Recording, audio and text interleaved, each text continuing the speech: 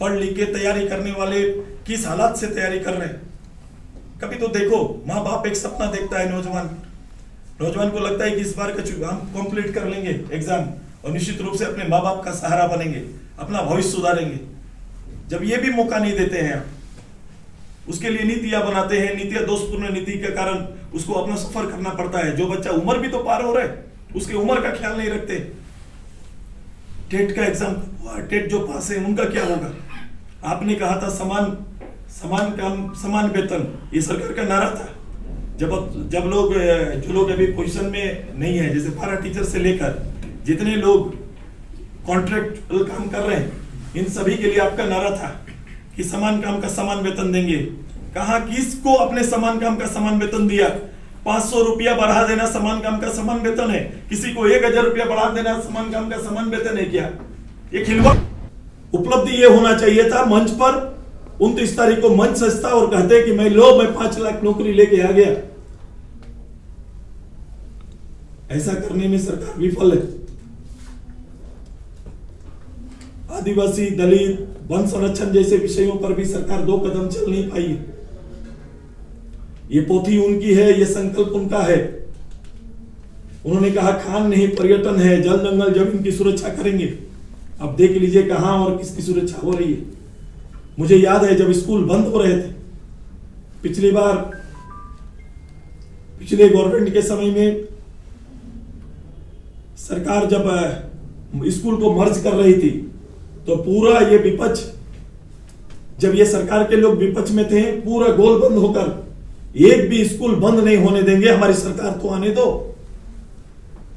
सरकार आए 3 वर्ष हुआ। मुझे बताइए मुख्यमंत्री जी, शिक्षा मंत्री जी, बंद हुए किस विद्यालय को खोलने में सफल हुए? एक विद्यालय का नाम बता दो।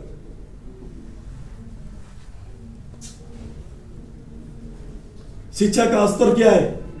2 साल कोविड में गांव के गरीब गुरुआ के बच्चे विद्यालय नहीं जा पाए, उनको वैकल्पिक शिक्षा देने का कोई आधार आपने तैयार नहीं किया। पास स्कूल सिस्टम से हमारा क्वालिटी एजुकेशन का लेवल गिरेगा, वो बनेगा नहीं। आप बच्चों को पास करा सकते हैं, सर्टिफिकेट बांट सकते हैं, लेकिन क्वालिटी नहीं दे पाएंगे। जो शिक्षा उसे चाहिए वो दे नहीं पाएंगे। वो न राज्य के अंदर में किसी कंपटीशन के लिए खुद को तैयार कर पाएंगे, न राज्य के बाहर अपनी नौकरी ढूंढ पाएंगे। जब ये पढ़ लिख कर जब ग्रेजुएट हो जाएंगे, पोस्ट ग्रेजुएट अगर हो गए डिग्री लेकर, तो इनके पास कंपटीशन कंप्लीट करने का वो ताकत नहीं रहेगा। और ये सबसे ज्यादा कहां होगा? ये ग्रामीण परिवेश में पढ़ने वाले गरीब बच्चों के ऊपर सबसे बड़ा, एक बड़ी आबादी राज्य गरीबी रेखा से नीचे जीने वाले परिवार के बच्चे, जिनके सरकारी स्कूल में जिनके बच्चे पढ़ते हैं, जिनके पास स्मार्टफोन नहीं उपलब्ध हो पाया, वो पूर्ण रूप से वंचित हो जाएंगे। और ये कल के शिक्षित बेरोजगार के एक बड़ी फौज आप तैयार करके जा रहे हैं। ना ये अपनी सर्टिफिकेट के कारण, ना आपके खेतीबाड़ी के काम से, या फिर आपके न्यूनतम रोजगार देने की योजना से जोड़ पाएंगे, ना ही ये किसी कंपटीशन को कंप्लीट कर पाएंगे। एक भयावह स्थिति भविष्य में होने वाली है। हेल्थ पर देखो, स्वास्थ्य का हाल देखो और उसके मानक को देखो कि डेवलपमेंट के, आप कहते हैं कि मैं तरक्की किया, तो डेवलपमेंट के सारे इंडेक्स को खोल कर रख दीजिए।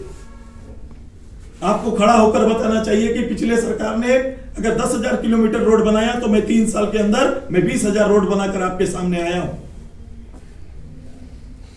इस 3 साल में रिंग रोड कंप्लीट नहीं हुआ जी।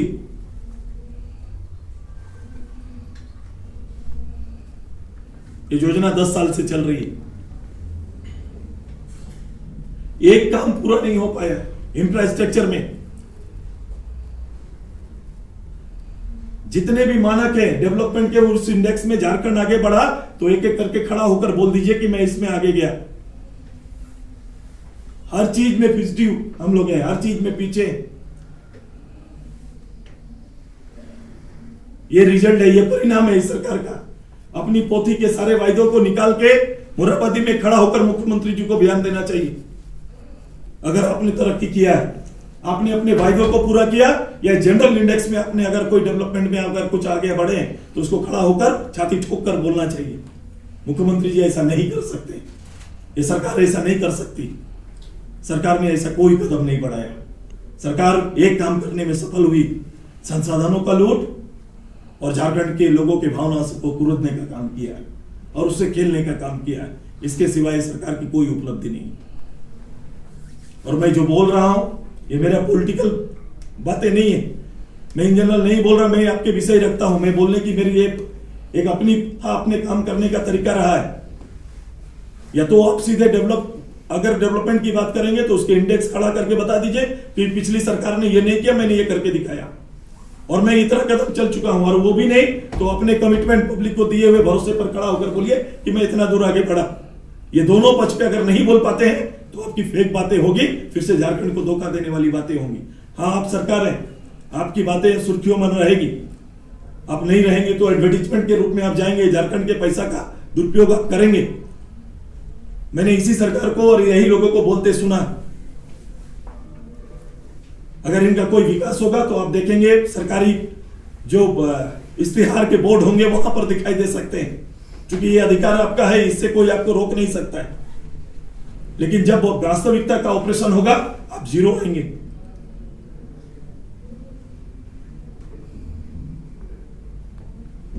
ये राज्य की दशा यही है और मैं आवाम से आग्रह करता हूं कि ऐसी परिस्थिति में जब सरकारें राज्य के अनुकूल ना चले, आपकी भावना के अनुकूल ना चले, जिस रूप से जो संभावना इस प्रदेश के अंदर में है उस रूप से राज्य सरकार आगे ना बढ़े, तो खुद यहाँ के नौजवानों को सामने आना पड़ेगा, यहाँ के लोगों को आना पड़ेगा और अपने राज्य के लिए, अपने लोगों के हित के लिए मोर्चा संभालना पड़ेगा। अब यह समय आ गया।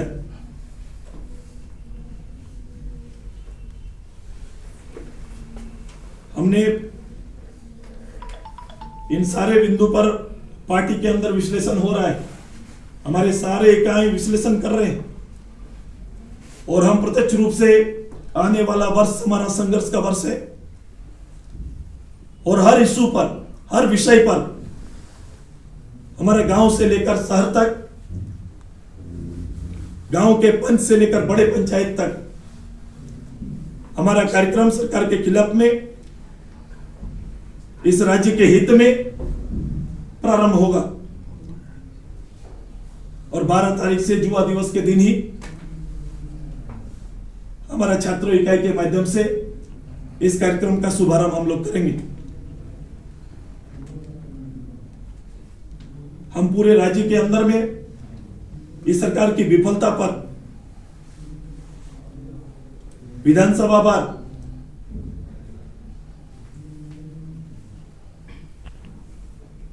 जाने का निर्णय लिया है।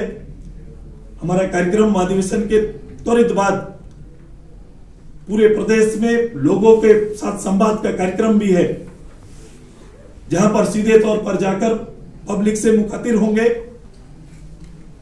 उनकी भावना को समझेंगे और अपनी भावना से अवगत कराएंगे। पार्टी की यह तैयारी।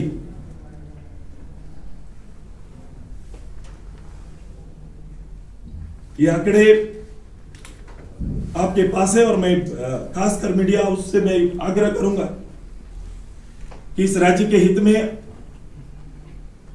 आपकी जवाबदेही बड़ी है और आप हमेशा इस भूमिका में रहें। सरकारें आए हैं, सरकारें गई, हमेशा आईना बनकर जनता के बीच में आप रहने का काम किए। इस राज्य की चिंता भी आप में दिखती है। जरूर जब आप मूल्यांकन करेंगे तो सत्ता शीर्ष में रहने वाले या नेतृत्व करने वाले, जनादेश पाने वाले उस सरकार के उन वायदों के साथ मूल्यांकन करना, ये मेरा आग्रह है। या फिर विकास के मानक जो निर्धारित हैं उस मानक में इस प्रदेश की स्थिति को जनता के बीच में आईने के रूप में रखने का मेरा आग्रह रहेगा।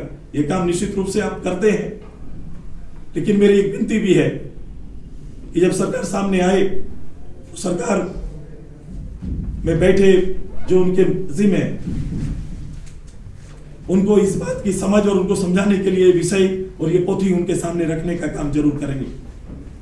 क्योंकि ऐसी कोई व्यवस्था नहीं है जहां सीधे तौर पर हम लोग दलील दे सकते हैं। उसके लिए तो विधानसभा था, लेकिन विधानसभा देख रहे हैं कि विधानसभा जिसके लिए है, जहां संवाद होने चाहिए, जहां डिबेट होने चाहिए। आप पूरा विधानसभा का या 2-3 साल का रिकॉर्ड निकाल लो, जब स्थानीय नियोजन जैसे विषयों पर जिस हाउस में चर्चा करने से अगर सरकार बच रही है, तो कहीं ना कहीं ये पब्लिक के साथ धोखा हो रहा है। आपने देखा इस राज्य का सबसे बड़ा विषय जिसे बताया गया, उस विषय पर राज्य के राजनेताओं, जनप्रतिनिधियों से संवाद करना, उनके संवादों को लेना, उनकी राय लेना सरकार ने उचित नहीं समझा और एक नई परिपाटी का चलन उन्होंने स्थापित किया। लोकतंत्र के लिए एक बहुत घातक, लोकतंत्र के लिए अच्छी व्यवस्था नहीं। आप जिस तरह का परंपरा स्थापित करेंगे, कहीं ना कहीं यह परंपरा भविष्य के लिए और लोकतंत्र को कमजोर करने का यह हथियार है। संवाद से ना बचिए। संवाद करना इस लोकतंत्र का सबसे बड़ा अधिकार है और वो सबसे बड़ा मंच है जहां पर लोग अपनी बात को रख सकते हैं। उसको अगर संकुचित कर देंगे, उसका निर्धारण भी सरकार करने लगेगी, तो एक बहुत मुश्किल दौर से इस प्रदेश को जाना पड़ेगा और इसका लोकतंत्र कहीं ना कहीं कमजोर होगा। आइए हम सब मिलकर इस प्रदेश के लिए और सरकार ऐसे जवाबदेह, गैर जवाबदेह लोगों के लिए, सत्ता में आना लोगों के लिए अवसर होता है और यह सबको मिलता है और इनका सौभाग्य है। परिस्थिति चाहे जो भी रहे, वो आए, उन्हें अपना नेतृत्व दिखाना चाहिए था, लेकिन नेतृत्व का घोर अभाव है। संघर्ष से उनका कोई वास्ता नहीं रहा, इस राज्य के आंदोलन के हिस्सा नहीं रहे। इसलिए कहीं ना कहीं चिंता यह होती है कि राज्य के मूल विषय और आंदोलन के मूल विषय उनसे कोसों दूर रहते हैं। आंदोलनकारी आज भी जिस बेस पर झारखंड मुक्ति मोर्चा बना और उसी का आंदोलनकारी आप हमेशा आए दिन देखेंगे कि मोराबादी में या अलग अलग जगहों पर अपने हक के लिए और अपने अधिकार के लिए, अपने सम्मान के लिए कभी धारणा, कभी प्रदर्शन करते हुए नजर आएंगे।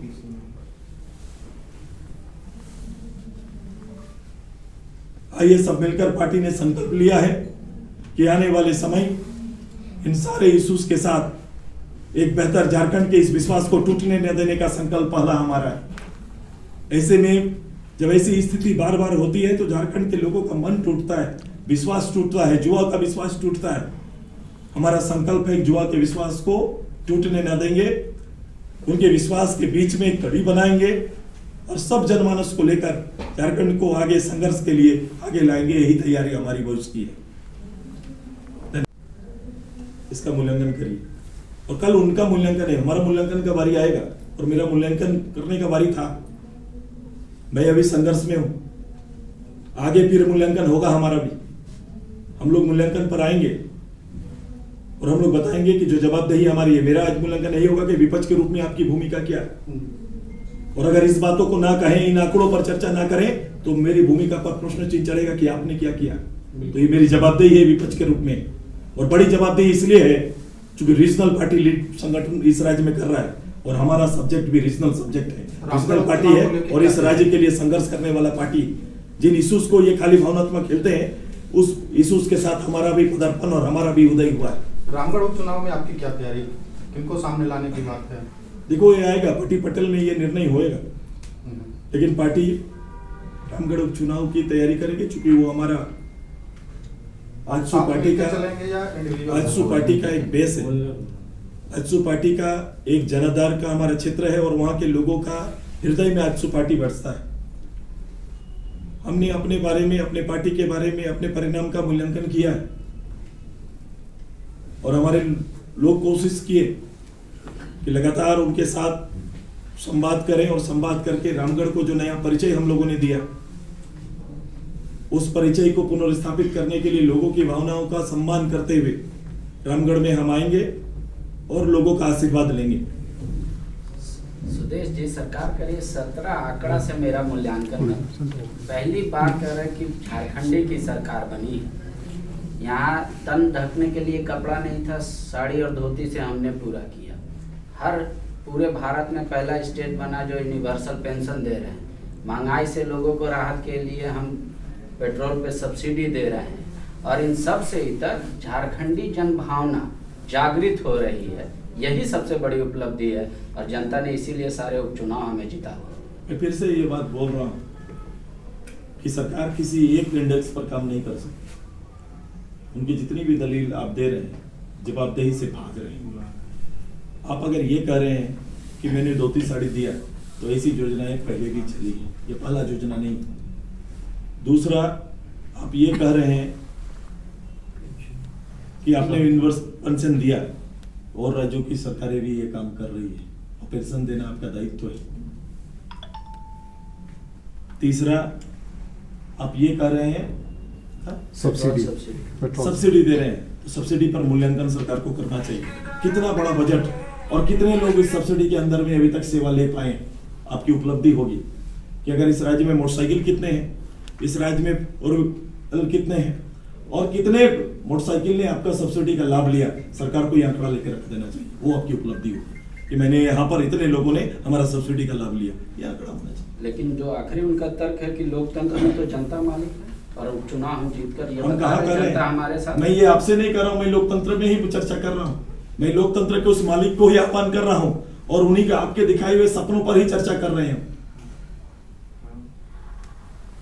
एक उनका और आरोप है कि हम नियोजन में भले उतना कदम नहीं चल पाए जितने हमारी घोषणा थी, तो वो कोरोना को भी समय बोलते दोषी था और कुछ बाहरी लोगों ने जानबूझकर षड्यंत्र के तहत नियोजन को प्रक्रिया को ऐसे अटका दिया है कि उसमें अब वक्त लगेगा। सरकार शिष्य होता है। जब चुनाव में आप आए तो आपको चुनाव में खड़ा होकर जिस मंच पे आपने भाषण दिया, आपने कहा मैं आऊंगा तो मैं 70 दिन के अंदर ये करूंगा, मैं 30 दिन के ये करूंगा, मैं 30 के अंदर करूंगा। कहीं ना कहीं आपका वो खड़ा होकर भाषण ही विश्वास बना था और वही जनादेश बना था, वही आशीर्वाद बना था और उसी को 3 साल में जनता टूटते हुए देख रही है। आप में या तो नहीं लीडरशिप नहीं है, ये सब काम का नीतिगत निर्णय लेने के लिए कोई इंफ्रास्ट्रक्चर नहीं है जिसको खड़ा होने में वक्त लगेगा। नीतिगत निर्णय आप as a leader, as a party, 40 साल से इस प्रदेश में कार्यरत पार्टी, अपने निर्धारित दायित्व जब आता है, जब एकल नेतृत्व का अवसर आता है, तब आप ये सोचने लगे। तब आप सोच नहीं पाए कि यहाँ के लोगों को किस रूप से विधि संगत रूप से हम नियोजन नीति लेके जाएंगे। आप फेल होते हैं तब ये दलील देना प्रारंभ करते हैं, तब आपको पता चलता है कि आप किस मूल से हैं, किस मिट्टी से हैं, किस समाज से हैं, तब ये चेतना आपकी जागती है। दादा, 2 जो बड़े फैसले लिए, एक तो ओबीसी आरक्षण का दायरा बढ़ाने की बात सरकार ने कही, विधानसभा से पास भी हुआ और उन अलग नहीं जा सकते हैं। आपका ये निर्णय लेना कि मैं आरक्षण दूंगा, देखो सरकार और हाईकोर्ट के डायरेक्शन स्पष्ट हैं। मैंने पहले भी कहा है 9 शेड्यूल में जाने वाले विषय भी को भी चुनौती दिया जा सकता है, ये जान रहे थे, ये हो सकता है। दूसरा, आप आरक्षण देने जाते हैं, आप ट्राइबल के लिए, शेड्यूल ट्राइब के लिए, शेड्यूल कास्ट के लिए, ओबीसी के लिए आरक्षण का निर्धारण आप बड़ा करने जा रहे हैं। तो आप आरक्षण का निर्णय देने के पहले आपका कोई भी संवैधानिक संस्था के माध्यम से आप कहीं पर भी इस संदर्भ में किसी बोर्ड या फिर संवैधानिक संस्था के माध्यम से कहीं मूल्यांकन किया क्या? कोई सर्वे कराया क्या? कोई गणना कराया क्या? जिस रूप से आप आगे बढ़े हैं, मौखिक सरकार नहीं होता, व्यक्ति का बोलना सरकार नहीं होता, संवैधानिक दायरे के अंदर उनके अधिकार के इर्द गिर्द रहकर अपने लोगों को आगे ले जाने का दायित्व है उनका। उन्होंने उससे इतर मौखिक संविधान चलाने का प्रयास किया है। मौखिक संविधान का परिणाम आप देख रहे हैं। सरकार को तो चाहिए, मैं तो बोला मोराबादी चले जाओ, 30,000 लोगों को फिर से टांग कर दिखा दीजिए। जो लोग नहीं समझ पा रहे हैं उनको समझ में आ जाएगा, आप समझा दो। खाली वो कौन 30,000 लोग हैं जिसे आपने नौकरी दिया, खाली ये तो बता दीजिए। मैं दूसरे की तरह आरोप नहीं देता, मैं कभी भी तीखी नहीं करता, मैं व्यक्तिगत बोलूंगा। आपने जो किया उसको टांग दीजिए। आप कह रहे हैं कि 60% काम मेरा पूरा हुआ, अगर ये प्रवक्ता झारखंड मुक्ति मोर्चा का बड़ा विश्वास के साथ कह के जा रहे हैं तो 60% जो काम आपने किया अपने वायदों का, उसको मोराबादी या राज्य के सभी इश्तिहार जहां आप देते हैं वहां पर टांग दीजिए।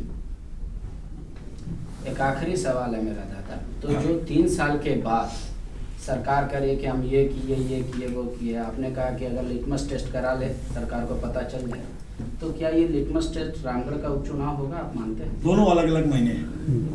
रामगढ़ चुनाव होगा, उसके परिणाम के आकलन भी होंगे, ऐसा होता है, हर चुनाव को होता है और कभी कभी उससे जोड़ के देखा जाता है। लेकिन ये सब बचने का रास्ता हो सकता है। मैं कभी कभी देखता हूं सरकार उस रास्ते से बचने का प्रयास करती है। क्या उसके बाद, रामगढ़ के बाद आपको पलामू में सड़क नहीं बना, ये क्वेश्चन नहीं रहेगा? पलामू के लोगों को रोजगार नहीं मिला, ये प्रश्न खत्म हो जाएगा। संताल में महिलाओं के साथ अत्याचार हुआ, ये समाप्त हो जाएगा।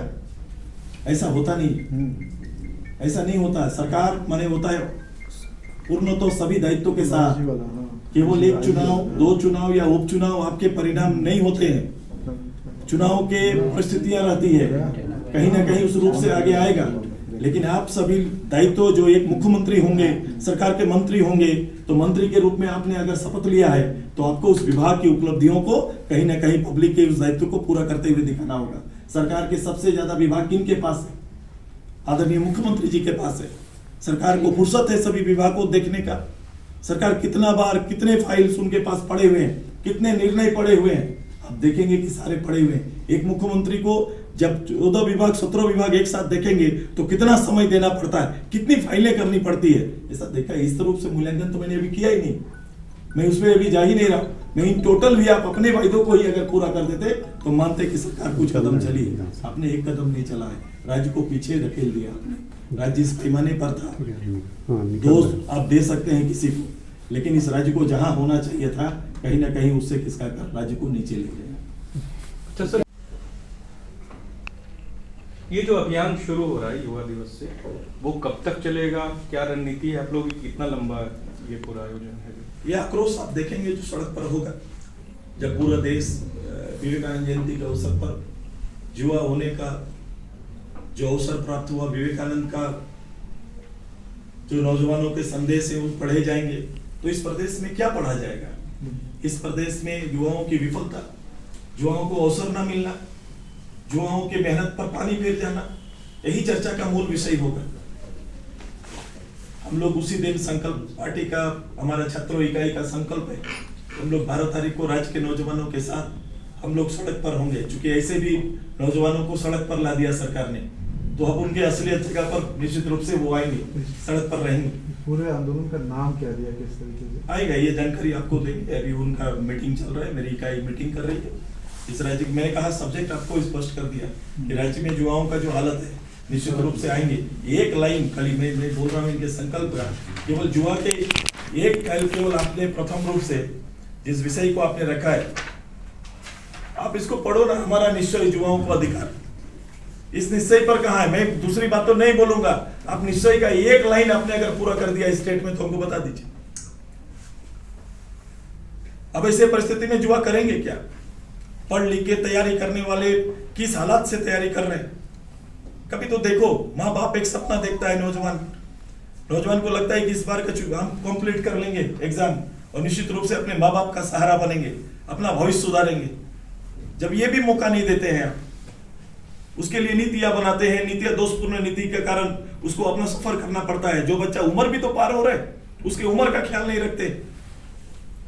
टेट का एग्जाम हुआ, टेट जो पास है उनका क्या होगा? आपने कहा था समान काम समान वेतन, ये सरकार का नारा था। जब जो लोग अभी पोजीशन में नहीं है, जैसे पारा टीचर से लेकर जितने लोग कॉन्ट्रैक्ट काम कर रहे हैं, इन सभी के लिए आपका नारा था कि समान काम का समान वेतन देंगे। कहा किसको अपने समान काम का समान वेतन दिया? 500 रुपया बढ़ा देना समान काम का समान वेतन है, किसी को 1000 रुपया बढ़ा देना समान काम का समान वेतन है क्या? ये खिलवाड़ नहीं लगता है कि बेसिक जो इनकम आप तय की है, न्यूनतम वेतनमान भी अब सरकारी रूप से काम करने वाले सैया सेविका या जो लोग काम करते हैं इस तरह से रसोईया, इनको नहीं मिलता है। ये चंद पैसे के लिए मोहताज होते हैं। टीचर्स में है, प्रोफेसर में है, सब जगह कॉन्ट्रैक्ट व्यवस्था रखे हैं। उनके भविष्य के साथ खेल रहे हैं। आप जब चाहे कराएं, जब चाहे निकाल दें। एक अनिश्चित भविष्य के साथ वो लोग काम कर रहे हैं। बायोम सालों से मेडिकल एग्जाम प्रिपरेशन के लिए झारखंड में है सिर्फ एक नाम, बायोम, जिसने दिए हैं highest number of selection from Jharkhand in NEET 2022। और अब बायोम लेकर आए हैं नीट 2023 में अपीयरिंग स्टूडेंट्स के लिए सुनहरा मौका। ज्वाइन करें 4 months crash course starting from 9 January 2023। Enroll now. Biome, a leading institute for pre-medical exam। Vivekananda Vidya Mandir school एक CBSE affiliated English medium coed school है। हम शिक्षा के साथ संस्कार देते हैं। thefollowup.in. Like, share and subscribe. www.thefollowup.in